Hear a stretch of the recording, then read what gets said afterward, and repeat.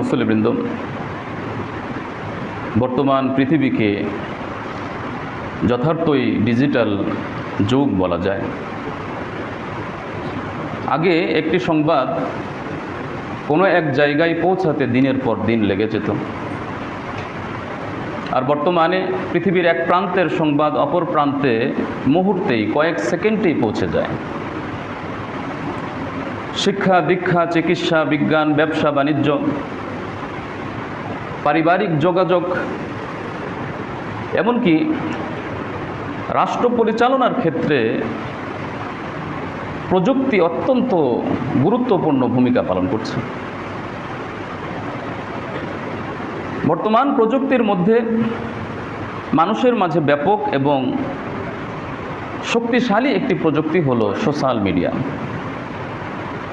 Social media হলো মানুষের পারস্পরিক যোগাযোগের একটি মাধ্যম, যেখানে মানুষ লেখা, নিজের বক্তব্য, ছবি, ভিডিও অথবা বিভিন্ন তথ্য আদান প্রদান করে এবং একে অপরের সাথে যোগাযোগ করেন। এই প্রযুক্তির মধ্যে সোশ্যাল মিডিয়া অত্যন্ত গুরুত্বপূর্ণ একটি এবং সামাজিকভাবে ব্যাপক বহুল প্রচলিত একটি মাধ্যম হলো সোশ্যাল মিডিয়া। আসলে মৌলিকভাবে সোশ্যাল মিডিয়া বা প্রযুক্তি এটিও আল্লাহ রাব্বুল আলামিনের একটি নিয়ামত। কারণ আল্লাহ রাব্বুল আলামিন এই পৃথিবীতে মানবতার কল্যাণে যা কিছু সৃষ্টি করেছেন সবকেই আল্লাহর নিয়ামত, সব কিছুকেই আল্লাহর নিয়ামত বলে আখ্যায়িত করা হয়েছে। সূরাতুল জাসিয়া 13 নম্বর আয়াতে আল্লাহ সুবহানাহু ওয়া তাআলা ইরশাদ করেন, ওয়াসাখখারা লাকুম মা ফিস সামাওয়াতি ওয়া মা ফিল আরদি জামিআম মিন। আর আল্লাহ সুবহানাহু ওয়া তাআলা তোমাদের কল্যাণার্থেই নিয়োজিত করে রেখেছেন আসমান এবং জমিনে যা কিছু আছে সব কিছু। এর সব কিছু তোমাদের কল্যাণার্থে আল্লাহ তাআলা নিয়োজিত করেছেন, সৃষ্টি করেছেন। সুতরাং মানবতার কল্যাণে এই পৃথিবীতে যা অতীতে আবিষ্কৃত হয়েছে, বর্তমান এবং ভবিষ্যতে আবিষ্কৃত হবে, সবই আল্লাহর নিয়ামত। ইন্না ফি যালিকা লাআয়াতিন লিকাওমি ইয়াতাফাক্কারুন।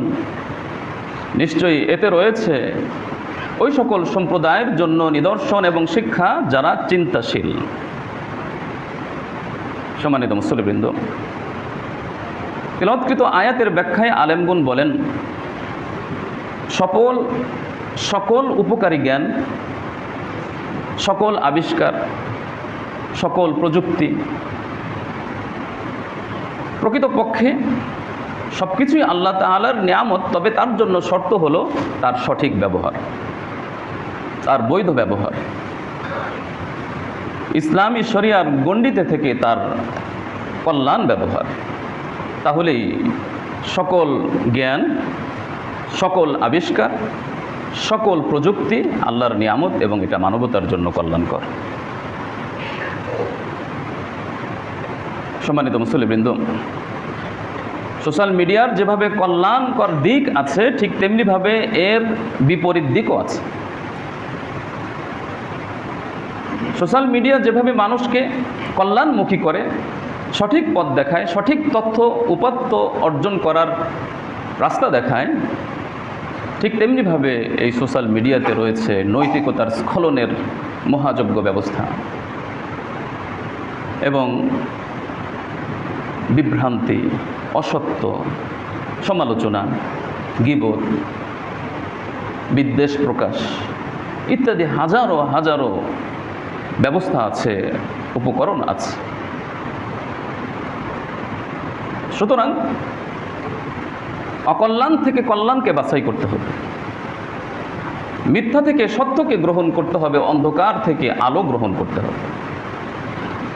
ডিজিটাল যুগে সোশ্যাল মিডিয়ার জগতে একজন মুসলিমের আলাদা দায়িত্ব আছে, আলাদা কর্তব্য আছে, একজন মুসলিমের আলাদা পরিচয় আছে। বর্তমানে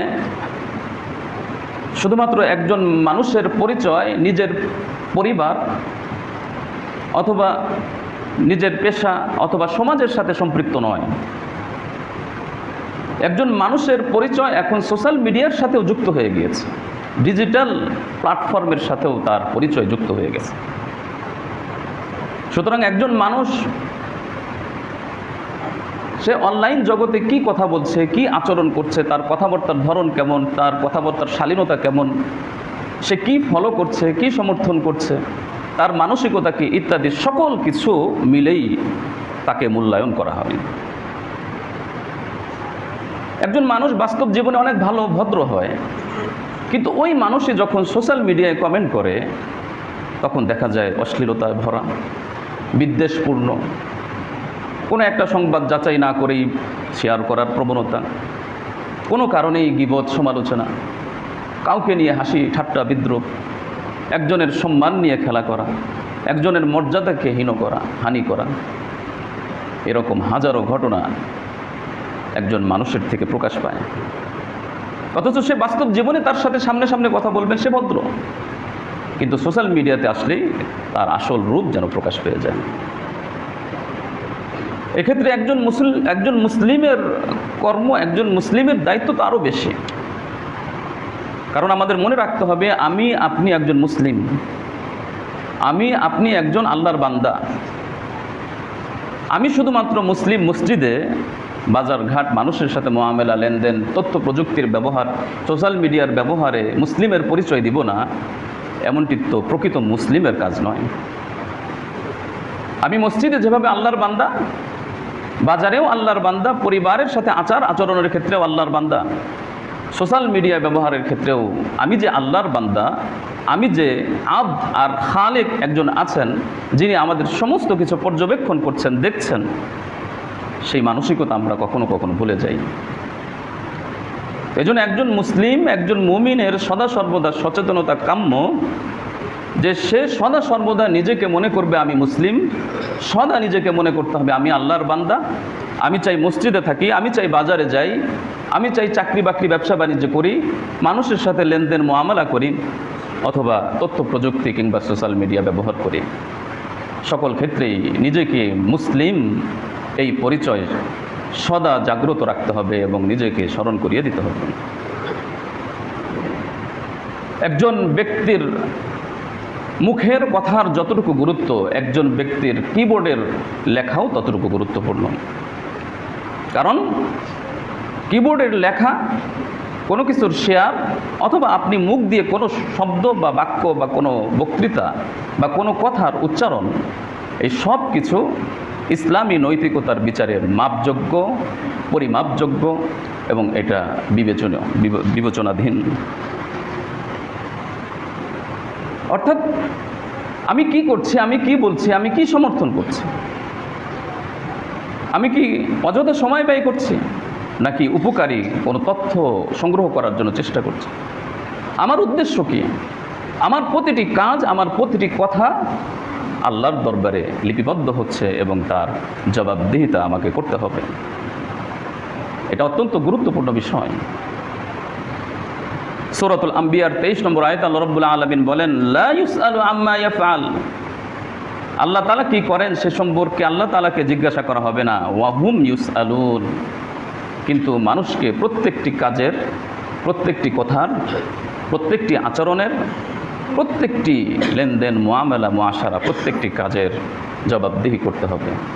আল্লাহ সুবহানাহু ওয়া তাআলার সামনে আমাদের এই কর্মগুলো নিয়ে উপস্থিত হতে হবে। আল্লাহ রাব্বুল আলামিন জিজ্ঞাসা করবেন এবং সেই জিজ্ঞাসার সঠিক জবাব আমাদের কাছে আছে কিনা এটা এখনই চিন্তা করতে হবে। কারণ সোশ্যাল মিডিয়া যেভাবে সাদাকায়ে জারিয়ার মাধ্যম, ঠিক তেমনিভাবে সোশ্যাল মিডিয়া গুনাহে জারিয়ারও মাধ্যম। আপনি একটি কমেন্ট করছেন, একটি পোস্ট আপলোড করছেন, ভিডিও আপলোড করছেন, এটা কিয়ামত পর্যন্ত থেকে যাবে। এটা কি অনর্থক আজগুবি কোনো সংবাদ, মিথ্যা কোনো সংবাদ, অথবা তথ্যের বিভ্রান্তি আছে এমন সংবাদ আপনি প্রচার করেছেন, আপনি কাউকে গালি দিয়েছেন, কাউকে অপবাদ দিয়েছেন, সেটা এই দুনিয়াতেই আল্লাহ রাব্বুল আলামিন রেখে দেওয়ার ব্যবস্থা করেছেন। আর আল্লাহ তাআলা তো কোরআনে রাসূল সাল্লাল্লাহু আলাইহি ওয়াসাল্লামের হাদিসে সুস্পষ্ট ভাষায় বলেছেন, সব আমল নামায় লিপিবদ্ধ থাকবে এবং এই আমল ওজন করা হবে। তো সুতরাং মনে রাখতে হবে এই সোশ্যাল মিডিয়ার জগৎ আমাদের জন্য হয়তো সাদাকায়ে জারিয়া হবে, না হয় গুনাহে জারিয়া হবে। এর প্রত্যেকটি কার্যক্রমের আমাদের জবাবদিহি করতে হবে। সূরাত কফের 27 এবং সূরাত কফের 17 এবং 18 নম্বর আয়াতে আল্লাহ রাব্বুল আলামিন বলেন, ইয ইয়াতালাক্কাল মুতালাক্কিয়ান আনিল ইয়ামিনি ওয়া আনিশ শিমালি কাঈদ। সদা সর্বদা সংরক্ষণকারী দুজন ফেরেশতা মানুষের ডানে এবং বামে উপস্থিত। ওই সকল ফেরেশতাদের কাজ হচ্ছে মানুষ কি করছে, কি বলছে, কি আচরণ করছে সব কিছু লিপিবদ্ধ করা, সংরক্ষণ করা। মা ইয়ালফিযু মিন কাওলিন ইল্লা লাদাইহি রাকীবুন আতীদ। মানুষ তার মুখ থেকে যে শব্দ নিঃসৃত করে তা সংরক্ষণ করার জন্য রয়েছে সদা প্রস্তুত একজন ফেরেশতা। সুতরাং আমার কোনো কথা, আমার কোনো আচরণ, কোনো কর্ম আমি প্রদর্শন করব আর সেটি শেষ হয়ে যাবে, এটি একজন মুমিন হিসাবে কখনোই চিন্তা করা যাবে না।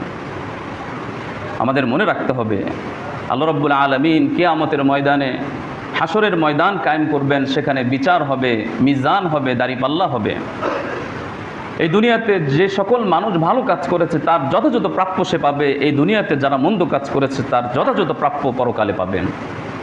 কোনো কিছু হাত ছাড়া হবার বা আমি করলাম তার জবাবদিহি নাই এমন হবার সুযোগ থাকবে না।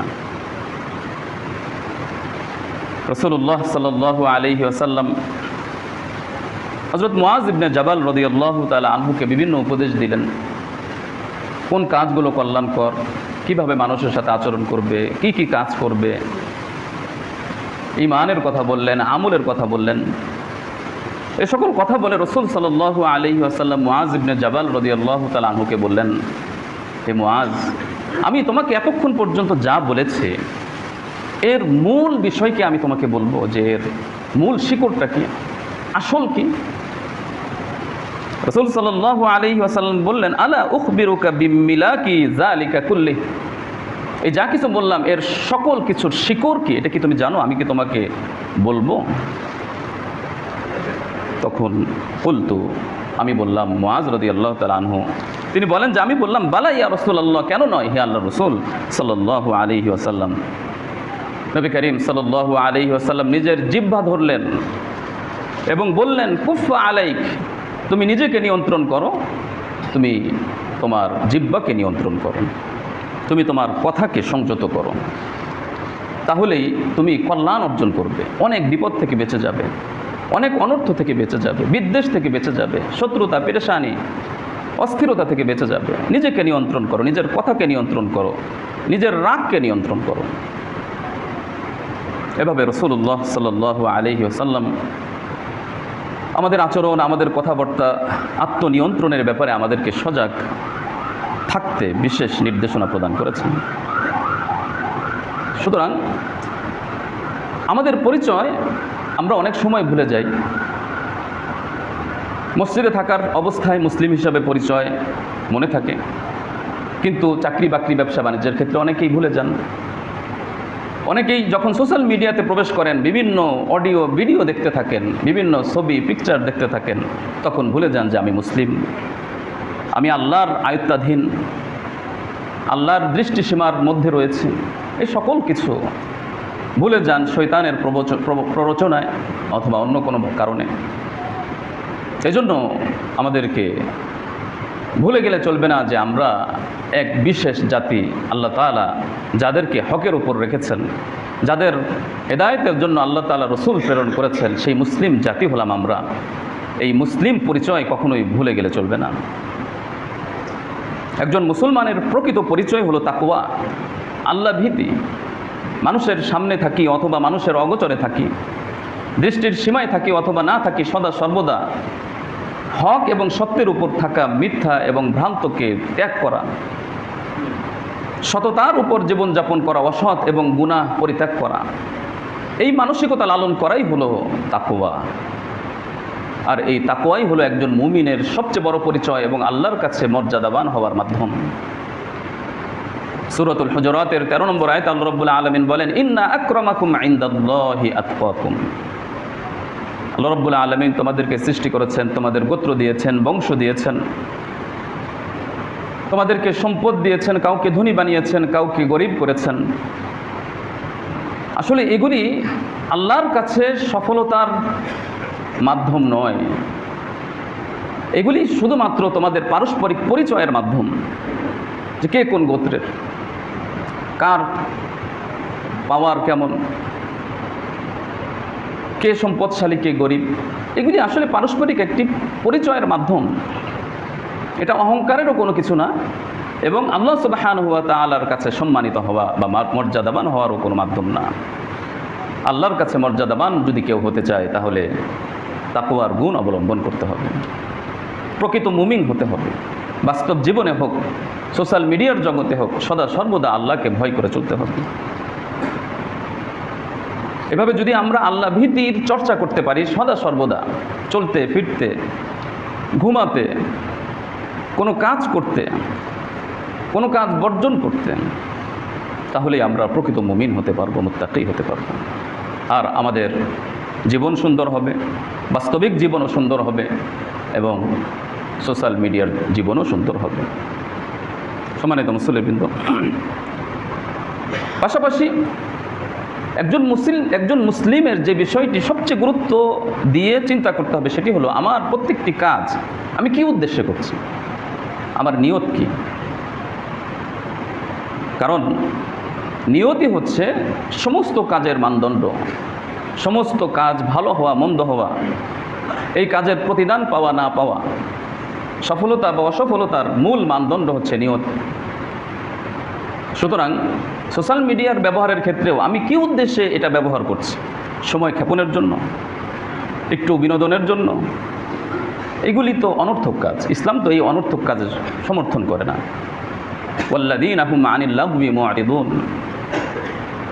আল্লাহ রাব্বুল আলামিন সূরাতুল মুমিনের বৈশিষ্ট্য উল্লেখ করতে গিয়ে বলেন যে মুমিন তো তারাই হবেন যাদের প্রত্যেকটি কাজকর্ম সঠিক লক্ষ্য এবং উদ্দেশ্য থাকবে, তাদের কোনো কাজ অনর্থক হবে না, কোনো কথা অনর্থক হবে না, কোনো সময় অপচয় হবে না।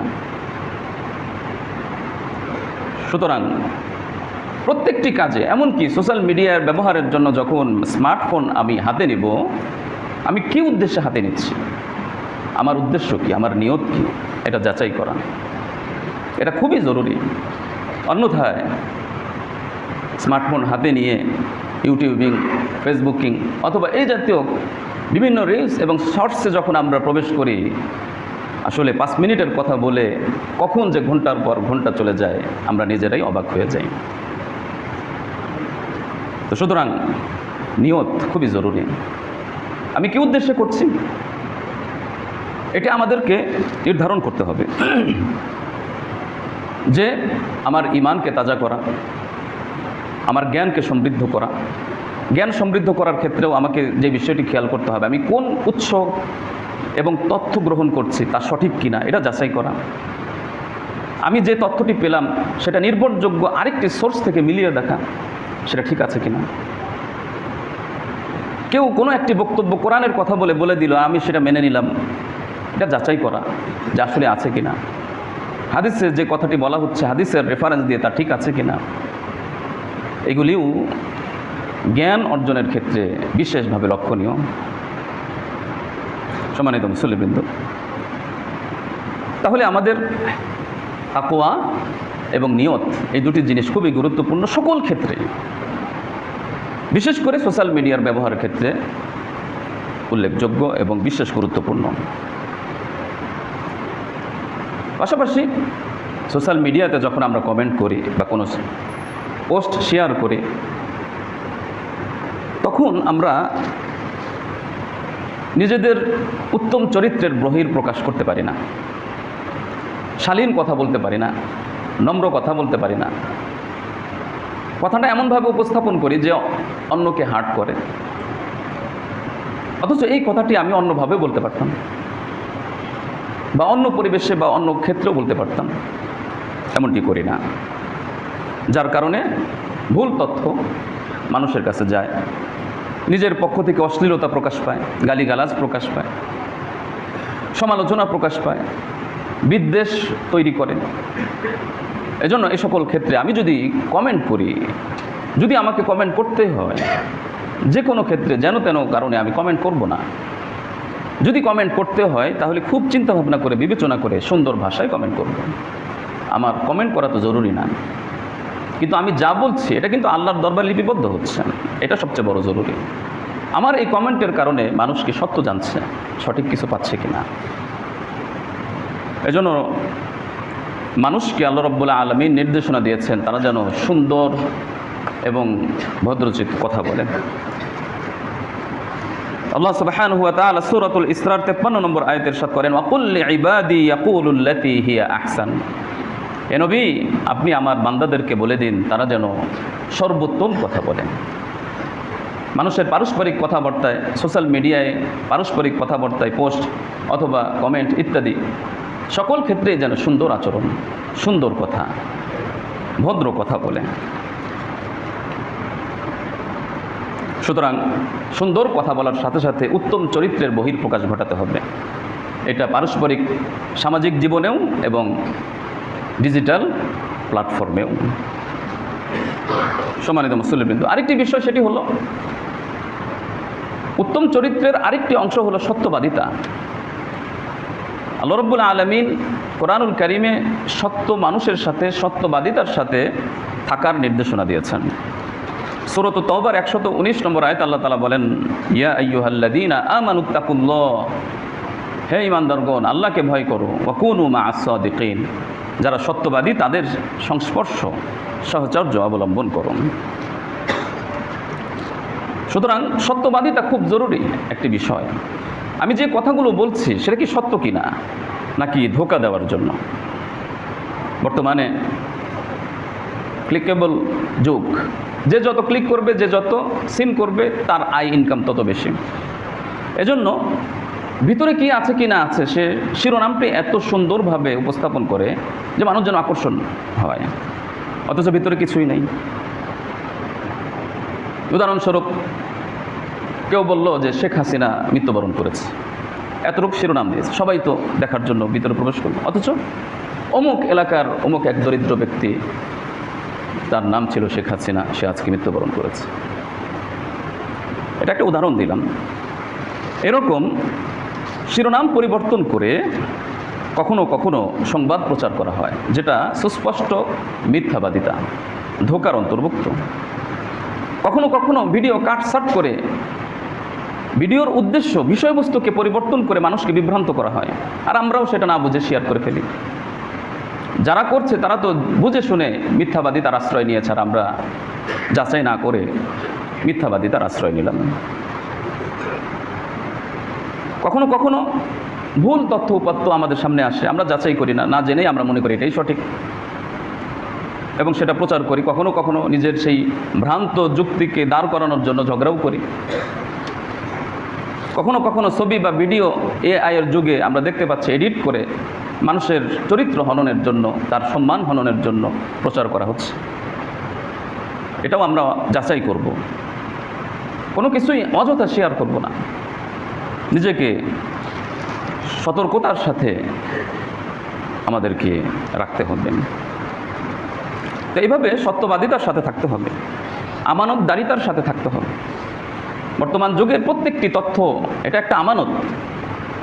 আমি কি আমানতের খেয়ানত করছি কিনা, এটা আমাদের খুব সজাগ দৃষ্টি রাখতে হবে। আল্লাহ সুবহানাহু ওয়া তাআলা বলেছেন যে তোমরা তোমাদের আমানতকে রক্ষা করো। ইন্নাল্লাহা ইয়া'মুরুকুম আন তুআদ্দুল আমানাত ইলা আহলিহা। রাসূলুল্লাহ সাল্লাল্লাহু আলাইহি ওয়াসাল্লাম বলেছেন, লা ঈমানা লিমান লা আমানাতা লাহ। যার আমানতদারিতা নাই, বিশ্বস্ততা নাই, তার প্রকৃত ঈমানও নাই। মোট কথা হলো এই আমানতদারিতার বহিঃপ্রকাশ আমরা কিভাবে করব? আমরা কখনো কখনো সত্যের পথে থাকব, তথ্যকে যাচাই করব, অযথা কোনো তথ্য প্রচার প্রসার করব না। ঠিক তেমনিভাবে কারো কোনো গোপন কোনো তথ্যকে প্রকাশ করব না, যার দ্বারা সে কষ্ট পায় বা তার সম্মান বিনষ্ট হয়। এই আমানতগুলো আমাদের রক্ষা করতে হবে। বর্তমান সোশ্যাল মিডিয়ার সবচেয়ে বড় যে জিনিস সেটি হলো ইখলাস। যারা সোশ্যাল মিডিয়া ব্যবহার করছেন, কন্টেন্ট ক্রিয়েটর অথবা বিভিন্নভাবে নিজেকে মিডিয়ার সাথে যুক্ত করে নিয়েছেন, তাদের ওই কাজ কতটুকু এখলাসপূর্ণ, নাকি লৌকিকতা বা সুনাম, নাকি ভাইরাল হওয়ার জন্য মানসিকতা, এটা খুব বড় একটা জিনিস।